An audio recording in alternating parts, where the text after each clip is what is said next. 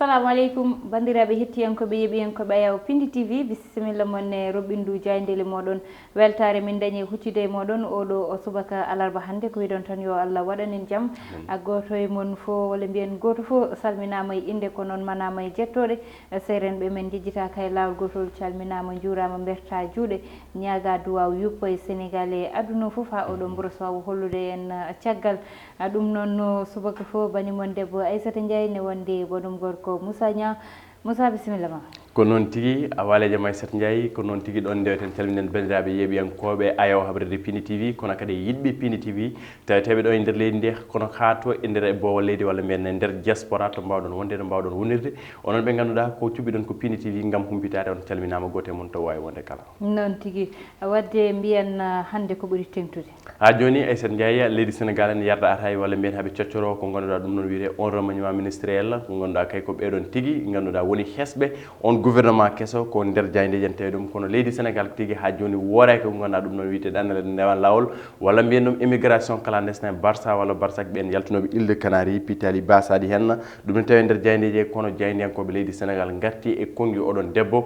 on gardinoɗo CESE wiyete ko Mimi Touré ganduɗa kay ko wi ko hay goto o pata ene bonni inde makko ɗum ne ɓuuri tewede e nder jaydeje leydi Sénégal oɗo subaka kono ɓe garti sumgoji dowlaji dentude Aissata Ndiaye noon tigui ma en garti poyngal politique e gasirde roɓɓindu jaydele meɗen jaydele Soleil udditata ma ko noon tigui nden jayde uddita damal ne wiyete ko jayde guendiri walla mbiyane Soleil national ene wayno ngal ari walla mbiyanna ndeɗo jayde ari koye natal hoorejo leydi ndi woni Macky Sall e alhaali juɓɓude walla mbiyanna gonka oɗon gouvernement kesso mo gonduɗa kay landa APR hokki hen kay faux vert mum walla mbiyan hokki soutien mum Aissata Ndiaye addude ballal fade e nguɗon laamu kesso ene wayno koye répartition ɓe mbi la répartition du président on koye feccude goto foof to foti darade heno foti dardade no décret ji ɗiɗon ɗum ne ɓuuri tawede nder ndeɗo jayde e service aji ɗi ganduɗa état et contrôle aji ɗiɗon établissement ji privé e ɗiɗon société ji kay ganduɗa taweɗo société ji guendiji walla mbiyen société ji national taweteɗo e nder leydi Sénégal ɗum to ene ɓuuri tawede nder jayde le soleil oɗo subaka ɗum koye helle mabɓe tatoɓo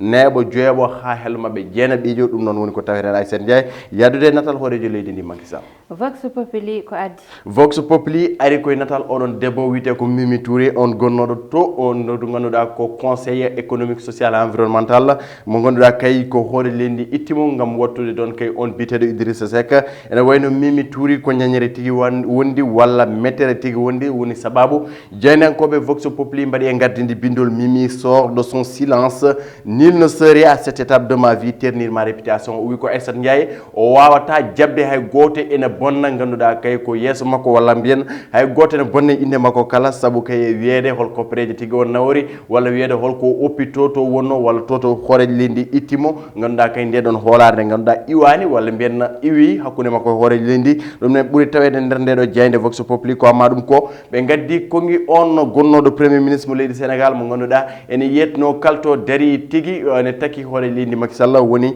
Mouhammad Boun Abdallah Dionne ene wayno kay o haali e kongi ɗi suuti saabu kay ittedemo hewɓe tigui kollino kay ma won ñañere walla wona mettere walla wona gueddere wona ko muusimo kanko en kono e nder hello jeeɗiɗo ndeɗo jeyde Vox Pop ene wayno holli hen ko hakkude makko e président wona tigui affaire nomination woni ɗon sokkimo liw président transcende des fonctions wona alhaali juɓɓude waɗedemo ɗo walla waɗe ɗum ɗo ɗum waddimo e président ala wona ɗum noon ko hakkude makko e président diwi ɗeɗon oɗon cadre diwi cadre fonction ɗum ne tawi nder hello jeeɗiɗo ndeɗo jeyde ɓe garti e sumgoji dowlaji dentuɗi woni hanki jammo hakkude oɗon wiyete ko Joe Biden e oɗon gardiɗo walla mbiyen gonnoɗo hooraji dowleji dentuɗi États-Unis woni Donald Trump ene wayno noon base mabɓe ɓurɗo wadde ganduɗa ko grenier électoral mabɓe woni ko Floride gote mabɓe kala ene ƴeewa gagnade oɗon banggue ɗum ne tawi nder hello mabɓe nayaɓa kamɓe jeynenkoɓe Vox Pop ko ma ɗum ko Aissata Ndiaye ɓe garti e ɗannade ndewan lawol e wiide temedde nayo e capanɗe jeetato kañumen kay woni 480 personnes ko kañum tigui wasi pital mum e wiide goomu ONG woni fedde tagui nde wona laamuyankore wiitende alarme fon ko kañumen tigui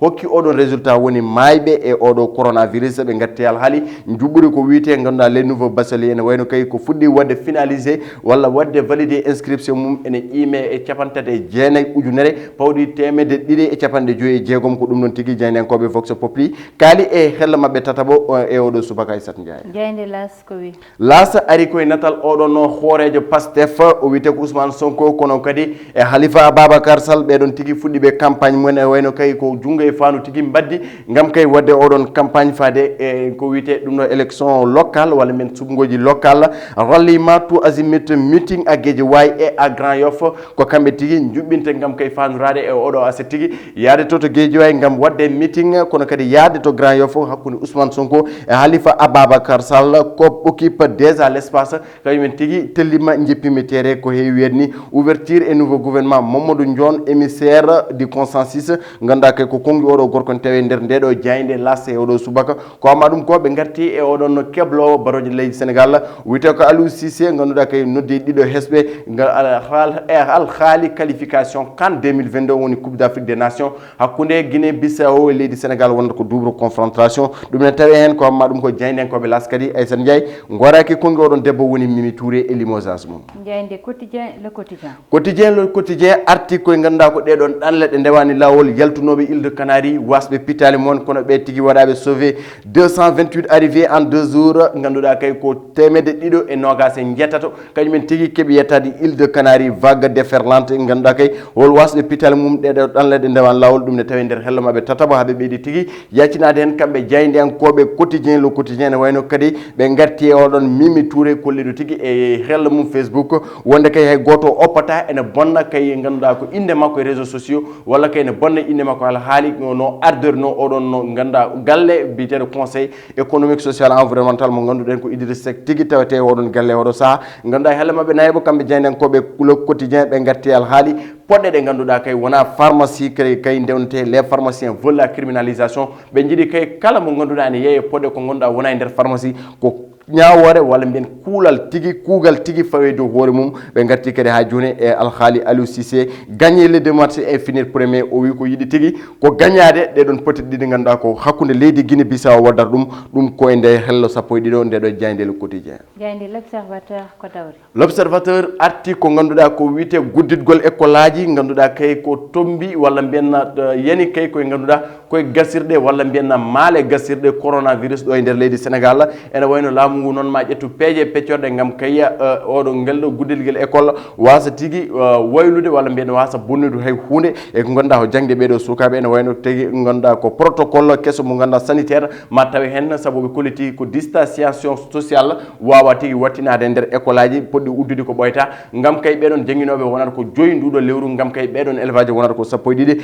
laamu leydi Sénégal noon Aissata Ndiaye yiiɗi ko ubbite janggui woni uddite hande tigui janggue hande ɗum noon en tawi nder ganduɗa ko ndeɗo jayde l'observateur ko amma ɗum ko ɓe garti e alhaali ɓen ɗiɗo ɓe ganduɗa kay ko ɓiɓɓe leydi Sénégal naaɓe fettoɓe hesɓe noddaɓe ɓe goto wiyete ko Moustapha Nam e goɗɗo wiyete ko Eliman Frank Kanouté ko kañumen tigui histoire mumen tawete nder ndeɗo jayden koɓe l'observateur mbitte ɓeɗo worɓe ko amma ɗum ko ɓe garti e alhaali mo ganduɗa ko fragilité mo ganduɗa ko mariage uji mo Soumboulou Bathily oɗon Mbathio Ndiaye e 10 millions ngaji dokkaɗi ko wiyete ko dupe walla ɗum ɗo ko jo ganduɗa ko fragilité ɗum ne tawi nder hello mabɓe sappo kamɓe jeydenkoɓe l'observateur Aissata Ndiaye ɓe garti on maçon hitande ujunaji ɗiɗi sappo e jeegom ganduɗa ko Madiamba o wiyete ko hello sappo hello mbiyen jeenayyi ndeɗo jayde l'observateur ko kanko on maçon tigui ƴettuno pelle wari mo ganduɗa ko mo gollitino ko feelo tigui o eɓirimo walla mbiyen o soppirimo haw tigui wasi fitano makko hanki noon o darima ko to chambre criminel mo Dakar ene wona procureur de la république fawe makko perpétuité woni kay dumbede kadi gurdam mum ɗum ne tawe nder hello jeenabo ndeɗo jayde l'observateur libération kañumen rewi hen tigui ɓe gartoy ko kaya haala ganduɗa kay wonno ka hakkude Senelec e ganduɗa ko on biteɗo Akile mo ganduɗa société mo ganduɗa ko Amadou Ly tigui jeeɗum ene wayno tawete hen ko natal papa Mademba bite on gardiɗo Senelec e oɗon tigui Amadou Ly gardiɗo Akile ene wayno ɓe mbi ko les conclusions de la cellule d'enquête ganduɗa ko losko tigui wongo e gasde e ɗin contrat ji ganduɗa bindunoɗi walla cifodirnoɗi hakkude Akile e ganduɗa ko on Mademba Biteye ene wayno noon en tawi nder hello tatabo ndeɗo jayde libération oɗo subaka en ɓe ɓuuri ɗen yaccinade ha no fewi ɗum ne tawi nder ndeɗo jayde yayinde coftal balle stade uddata dama coftal balle stade article C1 walla mbiyen UEFA Champions League e oɗo kikida hannde ene wayno Barça Real Barça mbiyen mo Lionel Messi hannde tigi ma tawi nder dengde kono tigi Juventus mo Cristiano Ronaldo e siftinde e yontere ɓennunto nde ko kamɓe tigi lappuno Juventus e wasde tawtorede Cristiano Ronaldo kono hannde tigi Cristiano Ronaldo o dow on tigi ma fettu oɗon Ligue des Champions saabu o sellino hannde ni oɗon mo ganduɗa ko Covid 19 kono pari tigi ma wat déplacé ganduɗa taw yaɗani Neymar taw yaɗani Mbappé ɓeɗon tigi mbawta fettude oɗo kiida Chelsea tigi ene waɗi visé oɗon sommet ganduɗa kay Manchester United hannde ma tawi dingre ɗe hanki ɓe koliti noon Liverpool waɗi ko yooɗi Bayern waɗi ko yooɗi City en kañumen tigi jalti e oɗon alkaali C1 walla mbiyana deuxième journée Ligue des Champions ɗum ko hanki tigi wonno Champions League des Sénégalais ɓe kolliɗo ko natale ɓeɗo ɗiɗo worɓe Sénégal naɓe woni gardien ji Edouard Mendy wondude Alfred Gomis la bataille des gants hol poɗɗo tigi arde gam kay ardade ganduɗa kay walla mbiyenno golade Aissata Ndiaye ɗeɗon poti ɗiɗi hakkude leydi Sénégal e Guinée Bissau Aliou Cissé gañum holliti match mum contre Maroc o yi hen fayuji walla yi hen défaut ji ɗi ganduɗa Maroc findinimo jangguinimo andinimo wadde mbiyen contre Guinée Bissau wonta ko woyi saabu waɗi convoqué ɗiɗo hesɓe no mbiɗen nani ni Moustapha Nam e ganduɗa ko Kanouté Arial Franck ɓeɗon tigui mbaɗa convoqué ɗum ne tawe nder ndeɗo Diayndi stade e oɗo subaka ɗum koye hello jeego miijo Aissata Ndiaye ɗum wonno ko kelle gadane leydi Sénégal e jayndeji mum noon tigui ɗum wonno ko ɓurri tengtude min gaddanimo ɗum e roɓindu jayndeli moɗon garene banggal gongal woni banggal yette fait divers no alarba fo min natata koye nder politique min gaddana mon kala ko ganduɗa yete nani hen hande noon e dawrugol